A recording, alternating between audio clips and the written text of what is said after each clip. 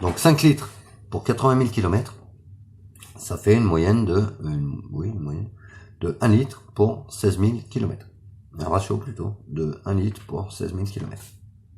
Euro N5, le moteur n'a pas changé, hein, on n'a pas évolué la conception. On est passé à 1 litre pour 8000 km. Donc là, on a augmenté la capacité des réservoirs un petit peu, hein, pour que ça puisse tenir 80 000, mais maintenant, on est loin des 80 000.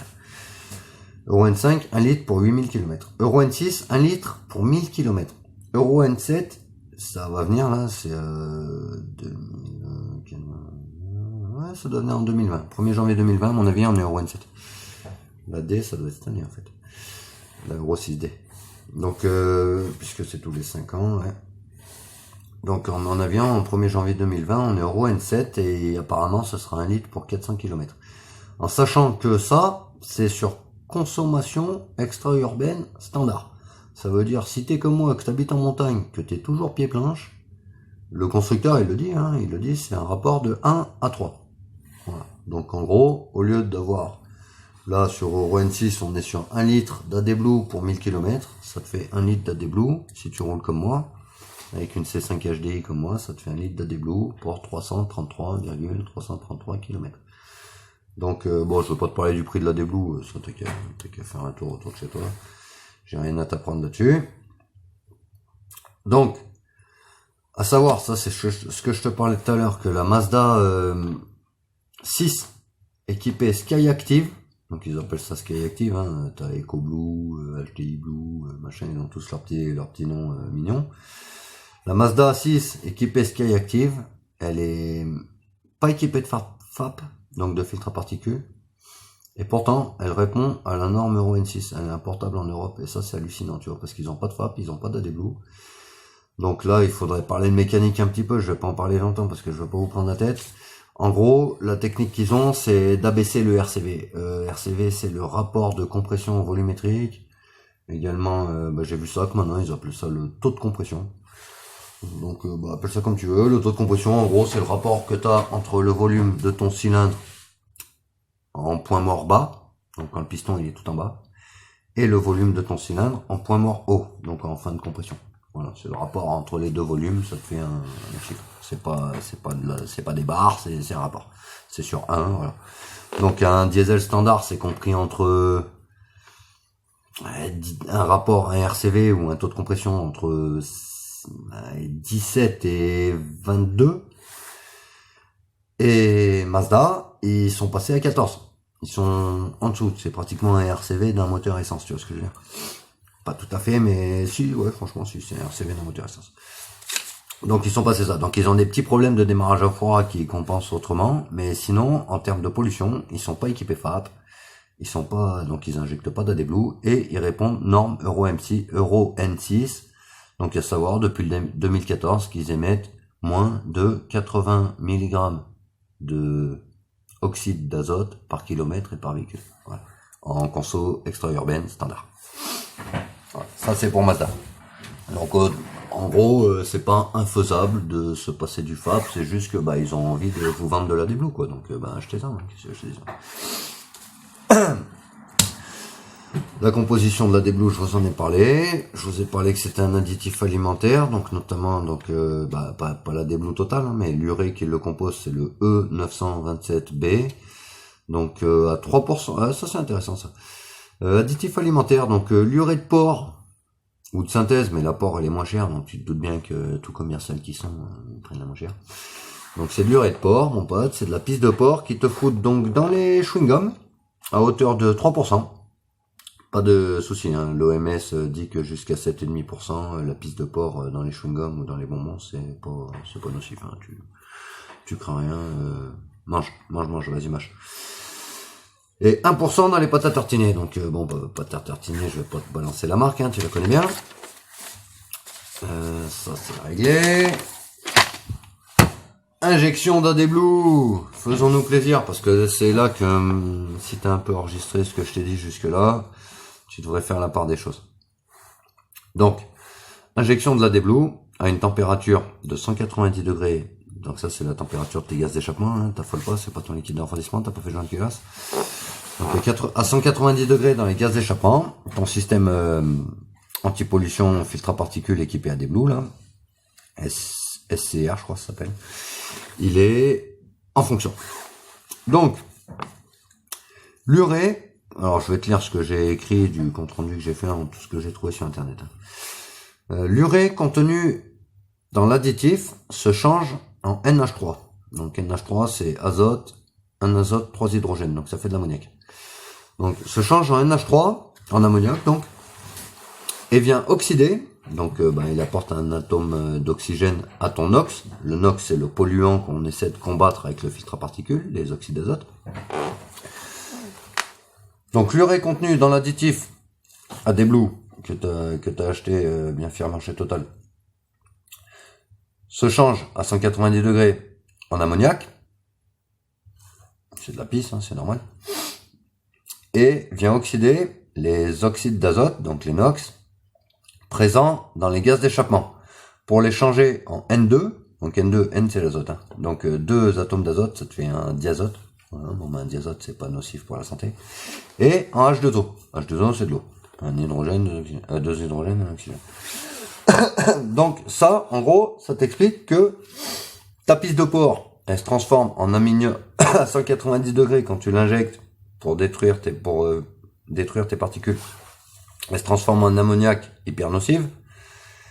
Et au contact des NOx, donc de tes gaz polluants qui sont présents dans les gaz d'échappement, les polluants qui sont présents dans les gaz d'échappement, elle vient les oxyder, et du coup, tout ça se transforme en gaz non polluant. C'est bien ça. C'est bien ça. Ça te fait du diazote et de l'eau. Donc en gros, ton diesel, il pollue plus. Il pollue plus. Il fait de l'azote et de l'eau. Et de l'azote et de l'eau, écoute, l'atmosphère, elle est composée de 80% d'azote, mon pote. Donc tu vas pas me dire que ça pollue. C'est la composition originelle. Et l'eau, je t'en parle même pas, c'est encore pire. On s'appelle pas la planète bleue pour rien. Donc, en gros, ils te disent que ton moteur diesel, en sortie d'échappement, mon pote, il est limite plus pur que l'air que tu respires chez toi, quoi.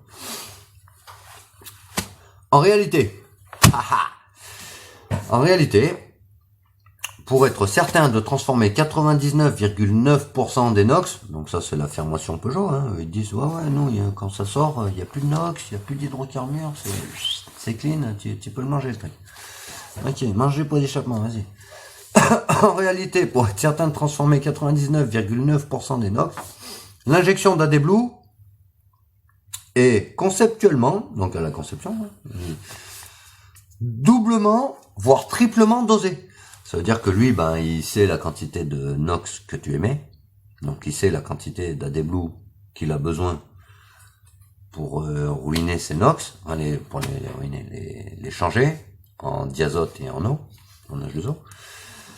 Mais il a un petit doute. Il a un petit doute parce que quand t'es en montagne, t'as pas toujours les mêmes températures moteur. Des fois il fait 0 degrés, des fois il fait 35 degrés, des fois t'es en train de tirer une caravane, ça chauffe, nanana. Donc il double ou il triple la dose pour les constructeurs allemands. Les Français ils doublent. Ils doublent la dose. Mais alors attends, en doublant la dose, ça veut dire que donc quand t'es en surcharge et tout machin, peut-être que tout ton ammoniac va servir à dépolluer ton oxyde d'azote.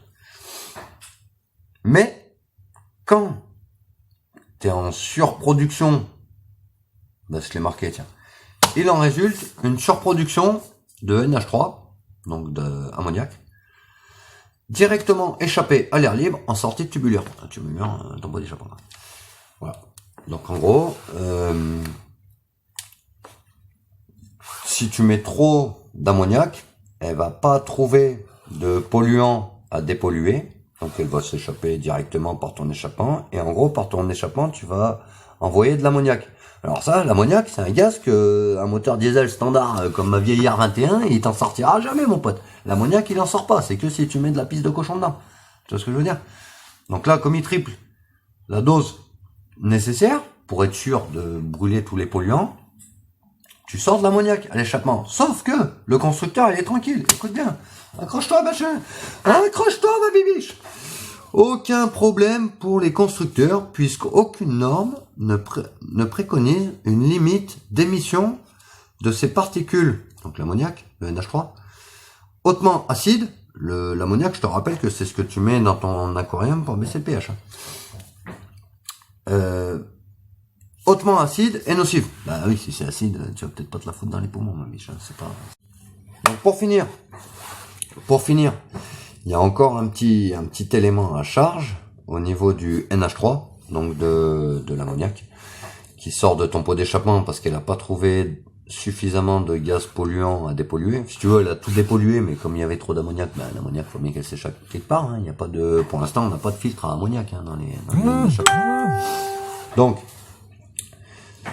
dernier élément à charge, la densité.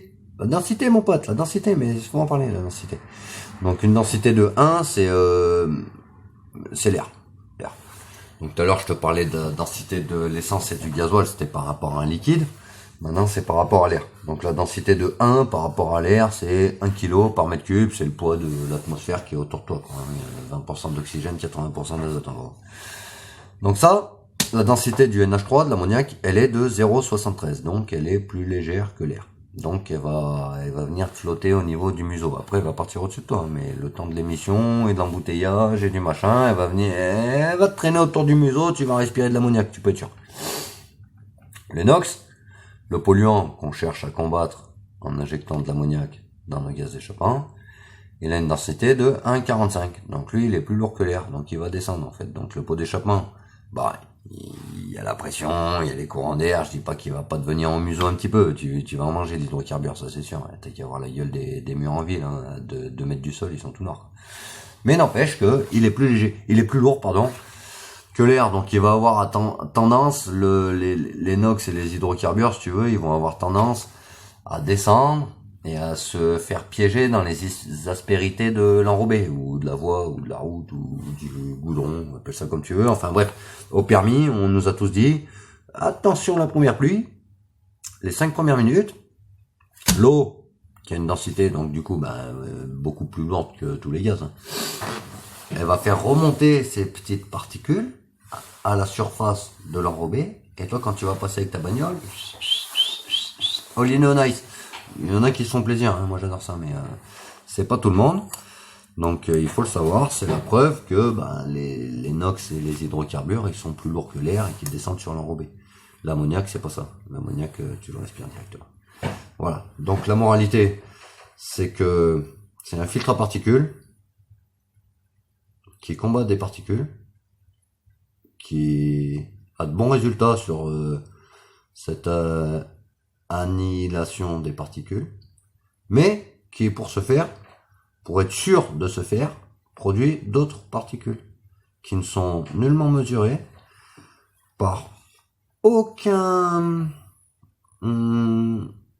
organisme de livraison des certificats d'aptitude à la circulation, quoi, la mise en circulation d'une voiture, hein. Quand tu veux concevoir une voiture, il y a des normes à respecter, tu vois. Donc en gros, quand tu vas au contrôle technique, on te mesure sur un moteur diesel les hydrocarbures, les NOx, l'oxygène, le CO2. L'ammoniac, non, pas encore. Attends. Ça viendra jamais, t'inquiète pas.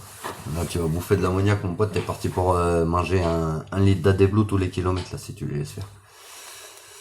Donc, j'ai plus rien à te dire, j'ai plus rien à te dire pour aujourd'hui, du moins, c'était la fin de mon petit exposé sur le système anti-pollution du moteur diesel récent.